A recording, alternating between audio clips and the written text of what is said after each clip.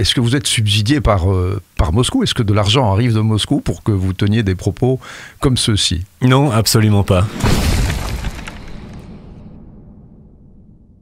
Samuel Legros, merci d'être présent. Vous êtes le porte-parole du CNAPD, la Coordination nationale de l'aide pour la paix et la démocratie. Vaste programme aujourd'hui dans des périodes troubles. Vous avez un regard très critique sur l'OTAN quant à sa légalité, quant à sa légitimité. Alors parlons d'abord de sa légalité. Elle est née en 1949.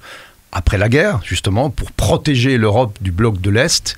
Est-ce qu'elle a encore un sens aujourd'hui? Vous dites non. Oui, donc le bloc de l'Est n'existait pas encore en tant que tel à ce moment-là. Et c'est important pour la réponse, justement, parce que pour nous, c'est l'OTAN, justement, qui a poussé l'organisation des pays, certains non alignés, à se mettre en bloc, justement, en réaction à la création de l'OTAN. Donc l'OTAN, effectivement, elle a été créée en 48-49. Et donc la raison d'être de l'OTAN, et c'est comme ça que les membres de l'OTAN à ce moment-là ont annoncé les choses, c'était la peur qui était ressentie vis-à-vis de l'Union soviétique. Et donc, ils ont ressenti le besoin de se coaliser pour faire une alliance militaire de défense du territoire contre une attaque éventuelle de l'Union soviétique à ce moment-là. Donc ça, c'est légal.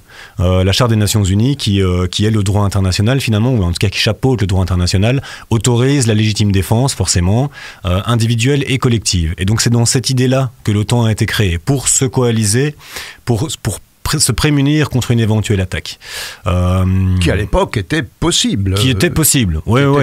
Qui était possible, oui. Après, de nouveau, on peut se poser la question de savoir, quand on se coalise comme ça, est-ce qu'on ne fait pas plus peur à l'adversaire que si on tentait de rester en bonne entente les uns avec les autres, mais dans une perspective de collaboration avec l'ennemi éventuel. Mais ça, c'est une autre question.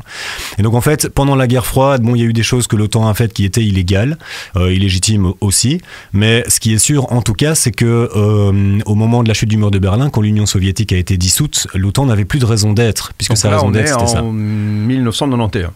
C'est ça. On est en 91, le pacte de Varsovie, donc qui a été créé en réponse à l'OTAN, qui est l'alliance militaire, on va dire, du bloc de l'Est, a été dissoute. L'Union soviétique, donc la Russie, a perdu la guerre froide. Elle était à genoux. Financièrement, politiquement. Enfin, c'était vraiment l'hécatombe dans ce pays-là. Donc à ce moment-là, pas faire autrement à ce moment-là. L'Union soviétique? Oui. Non. Mais l'OTAN, oui.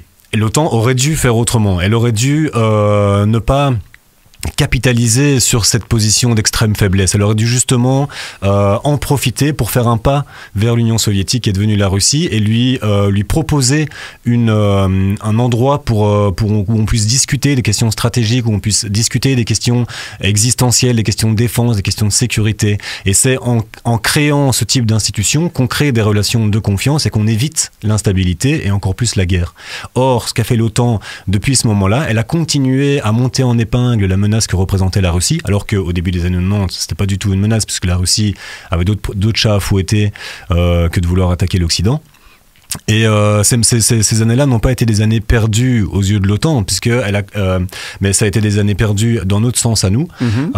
Et donc c'est des années où on a continué la conflictualité avec la Russie, et c'est des situations qui nous amènent maintenant à des situations comme ce qu'on constate en Ukraine, avec une guerre sur le sol européen qui n'était plus envisagée depuis la fin de la Deuxième Guerre mondiale. Donc vous faites partie de ces personnes qui pensent qu'en effet on a raté un rendez-vous historique avec la Russie en 91, à l'époque de Gorbatchev quelque part, qu'on a raté ce rendez-vous historique, qu'on a créé de nouveau deux blocs d'une façon artificielle et que nous aurions pu donc éviter aujourd'hui la guerre en Ukraine. Alors ça laisse évidemment beaucoup de discussions, beaucoup de portes qu'on peut ouvrir ou fermer, mais que dites-vous à tous ceux qui disent que ces pays à l'Est ont souhaité se rapprocher de l'OTAN pour des questions de valeurs, de démocratie, de façon de vivre tout simplement, et que donc il y aurait malgré tout deux blocs? Alors, donc l'OTAN n'est pas... je veux dire, on peut se sentir proche de l'Occident sans adhérer à l'OTAN. Parce que l'OTAN, c'est une alliance militaire et on peut décider de se sentir occidental sans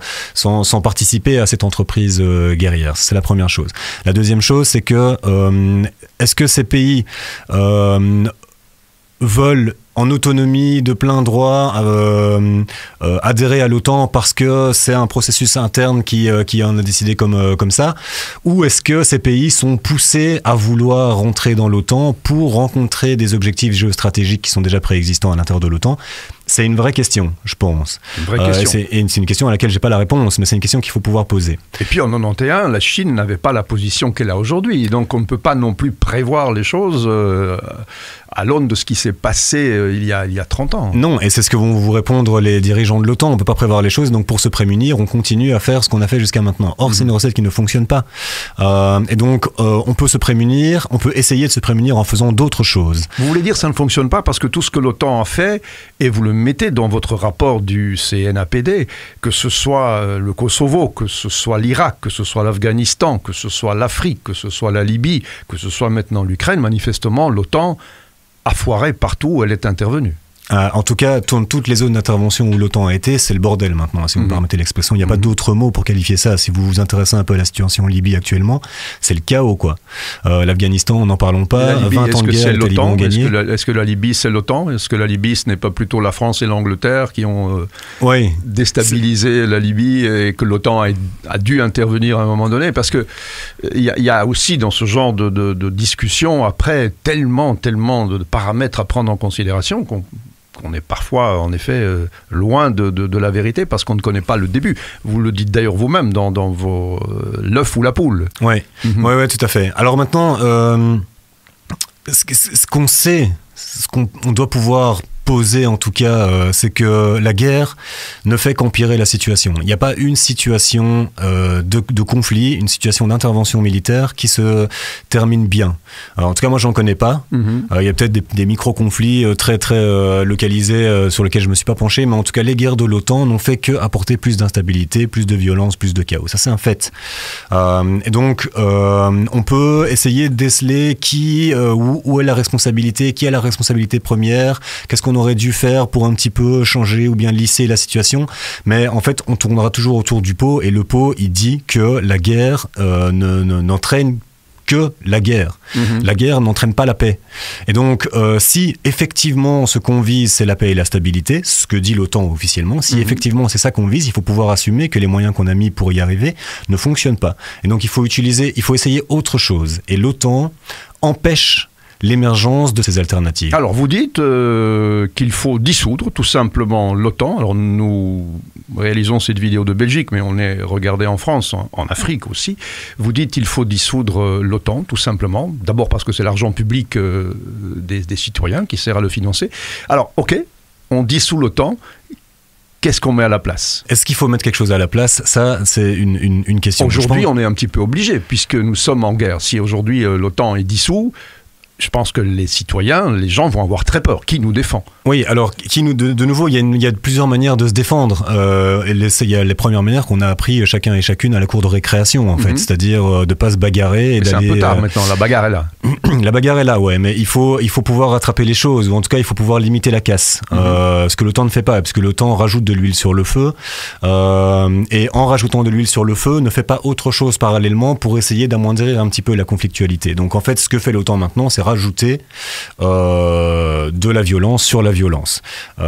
Après, elle peut le faire pour des raisons soi-disant de défense du territoire, ce dont je doute, mais on pourrait y croire, mais si on croit à ça, on ne peut pas rester limité à ça, puisque la Russie est intervenue en Ukraine pour des raisons bien particulières qu'on peut railler. La Russie a agressé l'Ukraine. La Russie a agressé l'Ukraine, mais je pense tout à fait qu'elle a agressé l'Ukraine. Mais c'est un fait.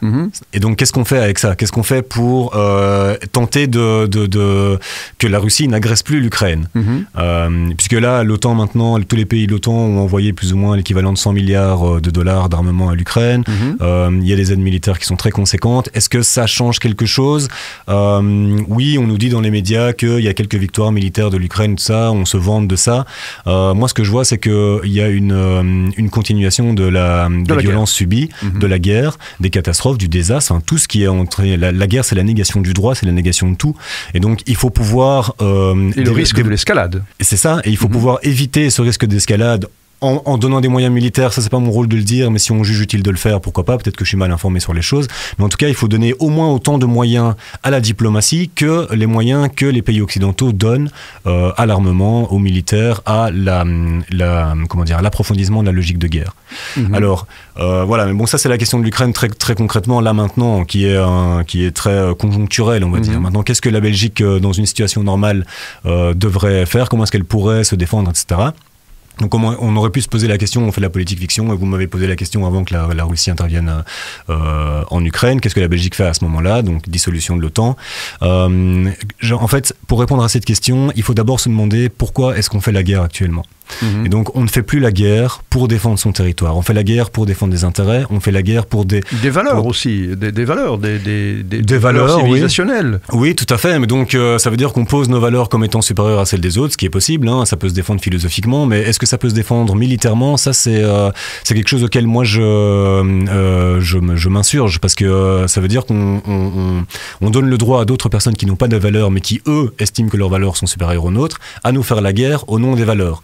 Donc la guerre, en droit, elle doit rester cantonnée à des questions de légitime défense. Si on fait la guerre parce qu'on se défend, on peut trouver une explication et une raison valable à faire la guerre. Si on fait la guerre pour attaquer quelqu'un, ce que fait la Russie maintenant en Ukraine, ce qu'a fait l'OTAN dans différents endroits du monde, vous l'avez rappelé, c'est mal, si vous me pouvez remettre un truc très bateau. Et en tout cas, c'est illégal. Et ça n'amène pas plus de stabilité, et ça ne nous entraîne pas vers la paix. Donc on fait la guerre pour défendre les intérêts, on fait la guerre pour défendre des valeurs aussi, effectivement, mais surtout on fait la guerre pour défendre une conception de la sécurité très très floue, et donc maintenant on fait la guerre pour des raisons X ou Y. Mais en tout cas, on ne fait plus la guerre pour défendre son territoire. Si c'était le cas, la Belgique effectivement aurait des raisons de penser à garder son armée de défense du territoire. Mais si on assume, et je peux vous dire que c'est la vérité, malheureusement on n'a pas le temps pour développer ça maintenant, si on fait la guerre pour défendre le mode de vie occidental, défendre la prospérité occidentale, alors il faut arrêter de faire la guerre. Et la Belgique doit sortir de l'OTAN, donner tous les moyens qu'elle donnait à l'OTAN aux Nations Unies pour qu'elle puisse effectivement suivre ses objectifs de maintien de la paix au niveau international. Oui, vous le dites, les Nations Unies ou l'OSCE, des organisations qui existent d'ailleurs, l'OSCE a été englobée dans l'OTAN, donc... non, elle a été mise en sourdine à cause de l'OTAN. À cause de l'OTAN. Voilà. Ouais. Donc l'OTAN est quelque part, selon vous, à dissoudre. Et ma dernière question, qui est provocante, mais je me dois de vous la poser, est-ce que vous êtes subsidié par Moscou? Est-ce que de l'argent arrive de Moscou pour que vous teniez des propos comme ceux-ci? Non, absolument pas. D'ailleurs, s'il y en a qui arriveraient, je pense qu'on les refuserait parce que ça ne nous empêcherait pas de dire ce qu'on pense, et vis-à-vis de l'OTAN, et ça nous empêcherait de dire ce qu'on pense vis-à-vis de la Russie. Donc nous, on reçoit, comme toutes les ASBL de Belgique francophone, de l'argent de la Fédération Wallonie-Bruxelles. Samuel Legros, vous êtes le porte-parole du CNAPD. Et je pense que nous aurons d'autres rendez-vous, d'autres vidéos à réaliser ensemble, parce que si celle-ci était plutôt générique, il y a tellement de thématiques à ouvrir que je pense que nous nous reverrons. Merci Samuel. Merci à vous. Merci d'avoir regardé cette vidéo. Abonnez-vous à la chaîne SIS Radio, lâchez votre pouce bleu, activez la clochette pour être notifié lors des prochaines vidéos et laissez-nous vos commentaires. On adore ça.